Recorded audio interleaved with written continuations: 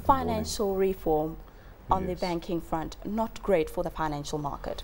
No, not at all. Voting to ban swaps for certain banks which are very heavily involved in the derivative market, it's not great, because when we look at the profit profile that we've, of the reporting season that's sort of underway, it's quite clear that banks' profits are rebounding, not because of their core operations, their banking operations, but because of their trading operations, and swap trading is in fact quite a key part of that. And so that's literally plucking the heart out of a lot of banks, you could say, meal ticket. Despite this positive signs from these corporate earnings, investors are growing a little concerned about that the Dow is not continuing to push a little higher. No, exactly. Look, I think we are pretty close to the highs, and I suppose one needs to appreciate that after quite a significant rally since the low that we saw in February, that maybe there is a scope for a pullback,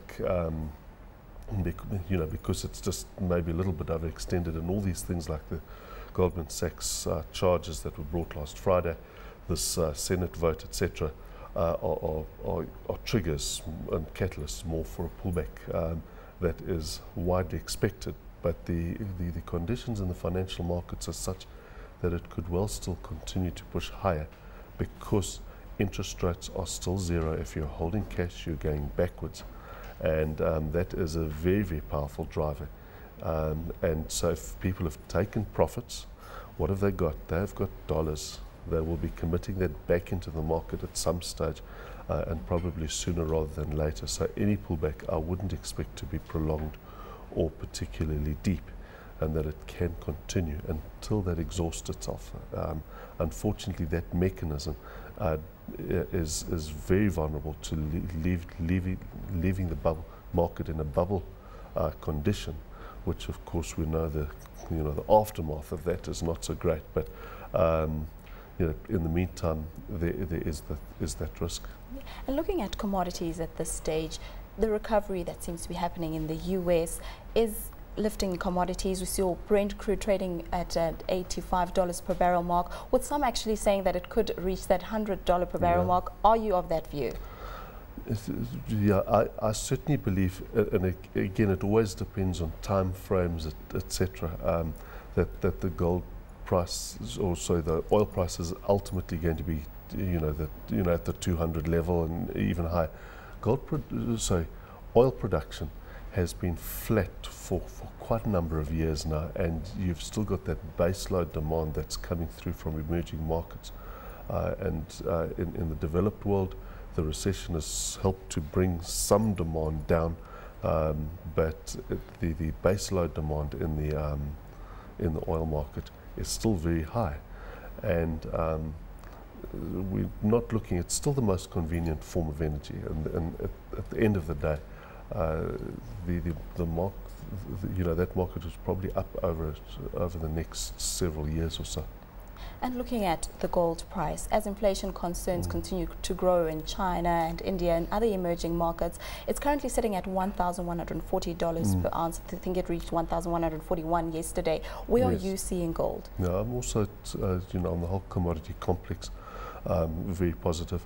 But gold's its own special sort of unique in nature. I think it's more a systemic hedge, if you like, because there's inflationary policies in the US, UK as well. Inflation is busy rearing its head, and that's Chinese policy of pegging their currency to the dollar. It means that they are importing some inflation, by proxy, and there are other risks. There's sovereign solvency risks still in the system. Greece is not the only country facing bankruptcy.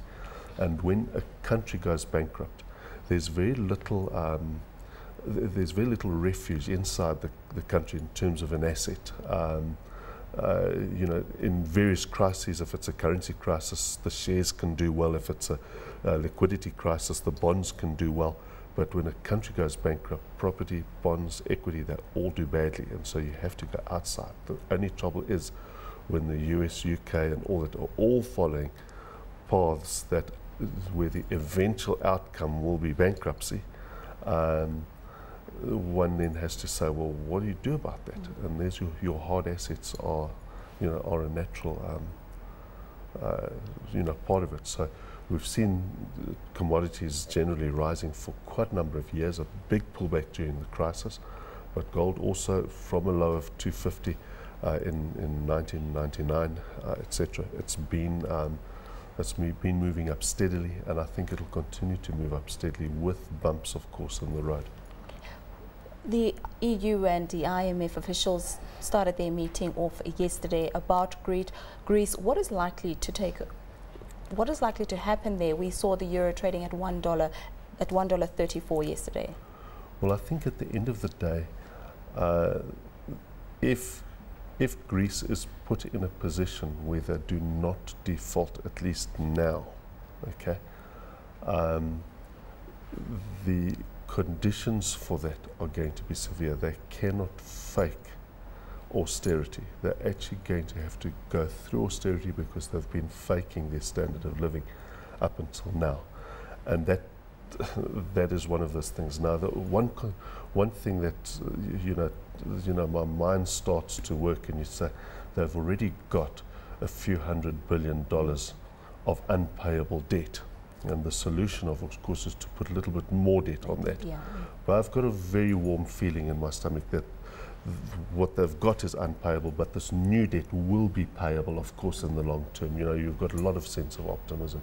I still think that the problems are you can't solve more debt, debt problem with more debt, ultimately, and that's where we're going.